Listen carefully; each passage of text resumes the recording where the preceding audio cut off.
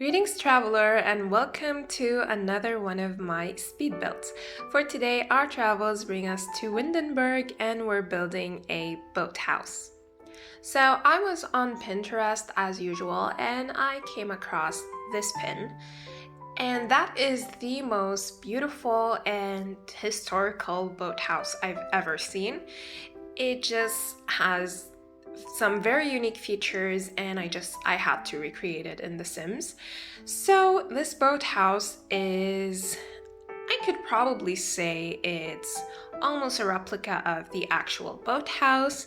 I took the front of that and the side that you can see in the picture, and I pretty much followed it step by step.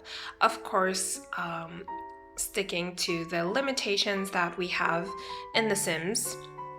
And I wasn't able to achieve the exact shape of the boathouse like 100%, but I tried my best and I can say that I'm very happy with how this came out. This tower that you can see me create right now specifically gave me a lot of trouble to get it right, and I'm still not 100% happy with it, but I couldn't come up with anything better for the tower. I don't know how convincing this looks, but I did add a chimney in there and there is like smoke coming out of the tower, so I thought that it looked really cool. I couldn't find other pictures of the boathouse, like of the back side and the left side of it, so I had to improvise, and I also couldn't see where the entrance to the boathouse is. I assumed that it was on the back and that there's like a balcony and you go up these stairs to get inside the house, and so that's what I did here. And I also took these roof support beams from PRSim and also placed them inside the house. And then I deleted the floor of the ceiling. Wait, that doesn't make any sense. I deleted the ceiling so that if you're inside the house and your sim looked up, they would see the roof instead of the ceiling. And it looks so cute, so cool. You're gonna see that in the end of the building process.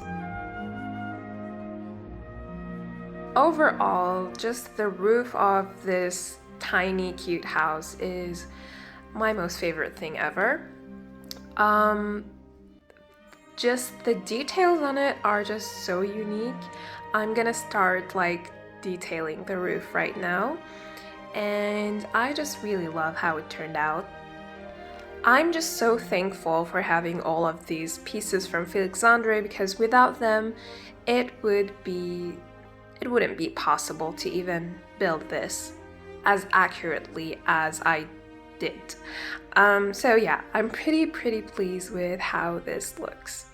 As you see, I'm using a lot of trims, a lot of corbels, and just different various pieces to be able to replicate the front of the house.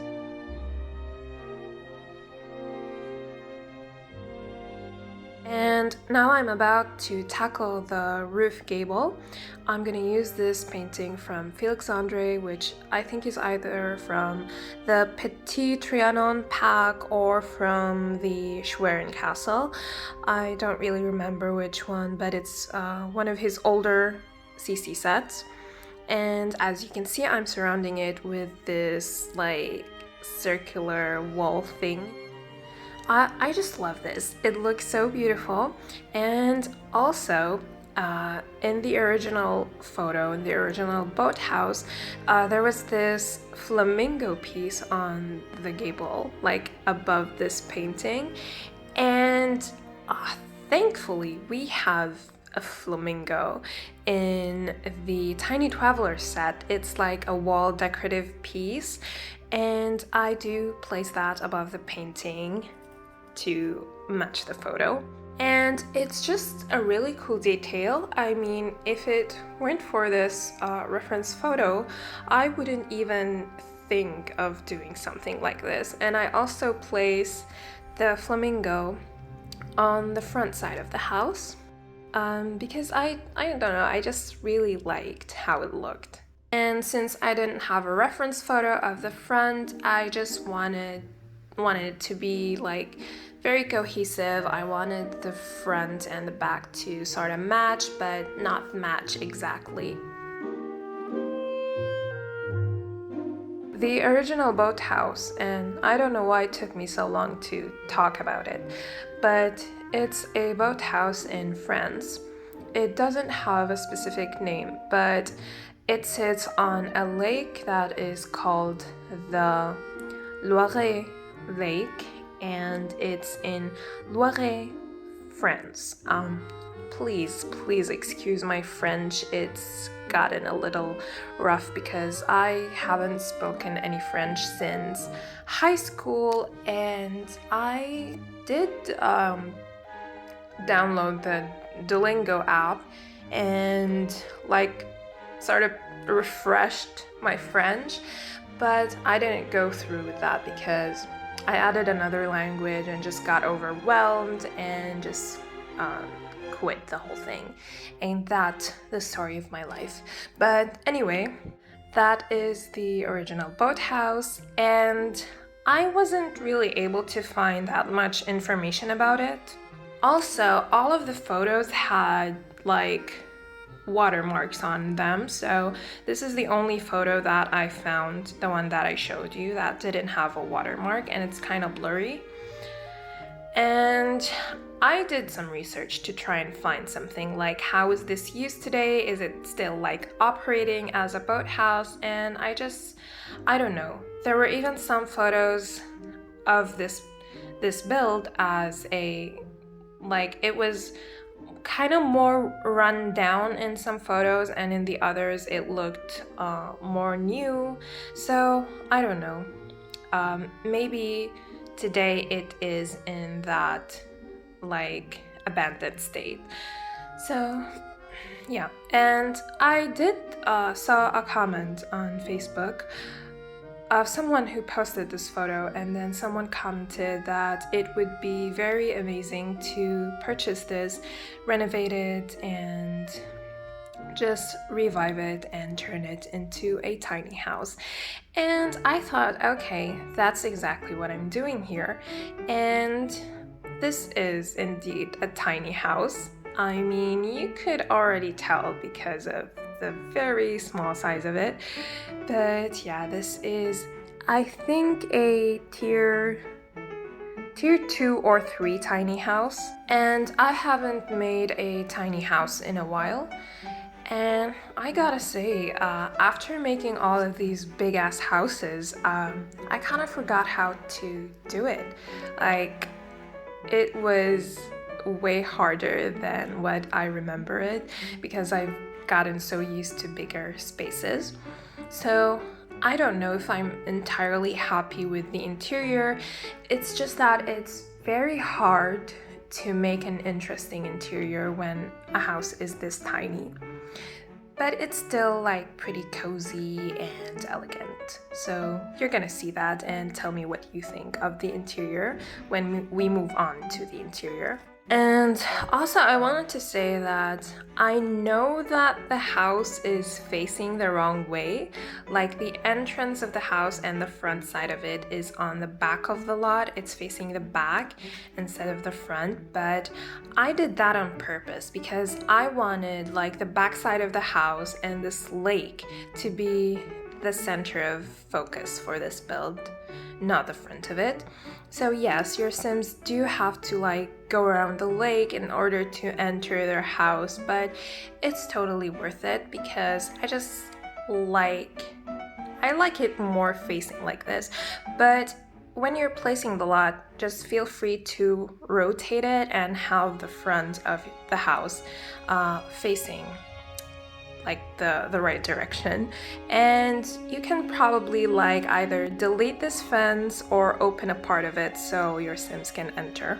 So the outdoor area here it doesn't have that much going on, just a few benches and tables. And I added a swing for fun because I realized that I no, I didn't realize. I didn't put a TV on purpose because there was no place to put a TV, and I don't know, it just didn't make sense for this house to have a TV. So you can just have your Sims sit on the swing to raise their fun bar. And if you want, and if you're able to, feel free to put a TV. I just couldn't find a place for it. And other than that, they also have an easel, a painting easel on the balcony for their creativity. And I think it also fills up the fun bar, I'm not sure. And yeah, that's pretty much the only two activities that they can have fun with here. Oh, actually they have a bicycle, so they can use that as well to have some fun.